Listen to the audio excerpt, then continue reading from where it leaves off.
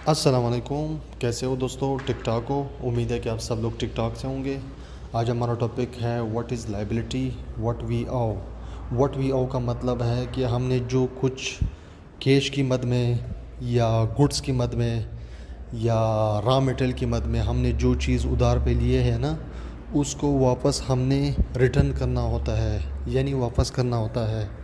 Simply इसको कहते हैं लाइबिलिटी। आम तौर पर हम ये समझते हैं कि मैंने किसी से फ़ैन उधार पे लिया है या 10,000 उधार पे लिया है, तो आम लाइफ में ये है लाइबिलिटी। लेकिन बिज़नेस में इसको डिटेल से हम ये समझेंगे कि जैसे हम रॉ मटेरियल्स, गुड्स हम लेते हैं या सर्विसेज लेते हैं उधार पे, तो उसको हम रिटर्न करने पड़ेंगे कैश के मद में, या इसी गुड्स को दोबारा ही रिटर्न करना पड़ेंगे। तो इसको कहते हैं हमारी लाइबिलिटी। लाइबिलिटी का मेन मतलब है ज़िम्मेदारी। जो चीज़ हमने किसी से लिए है उसको वापस करेंगे, ये है सिंपल लाइबिलिटी का डेफिनेशंस। अब ये किसी भी किस्म, किसी भी शक्ल में हो सकता है, कैश की मद में हो सकता है, गुड्स के मद में हो सकता है, या और ऐसा चीज़ें होंगे जो इंटेंजिबल हो, उसके मद में भी हो सकता है। तो हम इसको बेसिकली हम कहते हैं liability. Types of liabilities. Number one हमारे पास है करंट लाइबिलिटीज़, सेकंड पे है नॉन करंट लाइबिलिटीज़, थर्ड पे है कंटिजेंट लाइबिलिटीज़। करंट लाइबिलिटीज़ को हम शॉर्ट टर्म लाइबिलिटीज़ भी कह सकते हैं, और ये एक साल के पीरियड के टाइम में हमने जिससे भी उधार लिया हुआ है उसी एक साल के अंदर ही रिटर्न करना होता है। यानी जनवरी पे जो उधार लिया हुआ है वो दिसंबर तक ही हमें रिटर्न करना पड़ेगा, यानी एक साल ड्यूरेशन ऑफ टाइम इस पे हमारे पास जो टाइमिंग है और जो गैप है। ठीक है। नंबर सेकंड है हमारे पास है non current liabilities. Non current liabilities का दूसरा नाम उसको हम फिक्स लाइबिलिटीज़ भी कह सकते हैं या लॉन्ग टर्म लाइबिलिटीज़ भी कह सकते हैं। ठीक है। इसको एक साल से बढ़ कर के अरसे में, जो एक साल बढ़ कर के अरसे में जो पीरियड ऑफ टाइम है उसमें ही हमने रिटर्न करना होता है। यानी 13 मंथ भी हो सकता है, 15 मंथ भी हो सकता है, 2 साल भी हो सकता है, 5 साल भी हो सकता है, 10 साल भी हो सकता है। उनका जो पेमेंट हमने रिटर्न करना होता है। ठीक है। नंबर थर्ड है हमारे पास कंटिजेंट लाइबिलिटीज़।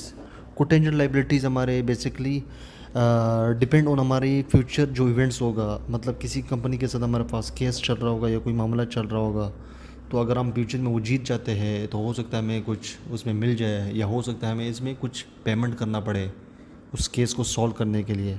जैसे कि हमारे पास है pending law suit. Current liabilities में हमारे पास है अक्रूड एक्सपेंसेस, अकाउंट्स पेबल और बिल्स पेबल्स। अक्रूड एक्सपेंसेस वो एक्सपेंसेस होते हैं जो ख़र्चा कंपनी में हो चुका है लेकिन उसकी पेमेंट हमने नहीं की, यानी इसकी पेमेंट हमने करना होता है आगे। ठीक है। तो इसको कहते हैं अक्रूड एक्सपेंसेस। अक्रूड एक्सपेंसेस में हमारे पास है जैसे कि सैलरी पेबल्स, सैलरी देना हो एम्प्लॉइज़ को, मतलब जैसे कि जनवरी में हमारे पास एम्प्लॉय काम करते हैं तो फरवरी में उनकी सैलरी हमने देना होता है। यानी 1 मंथ की हमारे पास उनकी लाइबिलिटी बनी हुई थी कि हमने उनको सैलरी देनी है, यानी हमारी ज़िम्मेदारी बनी हुई थी कि हमने ये पैसे वापस करना है उनको, उन्होंने जिन्होंने हमारे लिए काम किया हुआ है।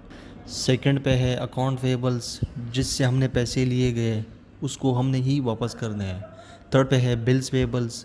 बिल्स पेबल से मुराद वो बिल्स जैसे कि बिजली के बिल्स हो गया, यानी 1 मंथ तक हम उनकी बिजली यूज़ करते हैं लेकिन मंथ के एंड पे हमने उसका बिल देना होता है, यानी ये 1 मंथ तक लाइबिलिटी बनी हुई थी हमारे पर। नॉन करंट लाइबिलिटीज़ जैसे कि मैंने आप लोगों को बताया था कि एक साल से बढ़ कर के अरसे के लिए या उस पीरियड के लिए हमें उनकी जो पेमेंट को रिटर्न करना होता है उसको कहते हैं नॉन करंट लाइबिलिटीज़।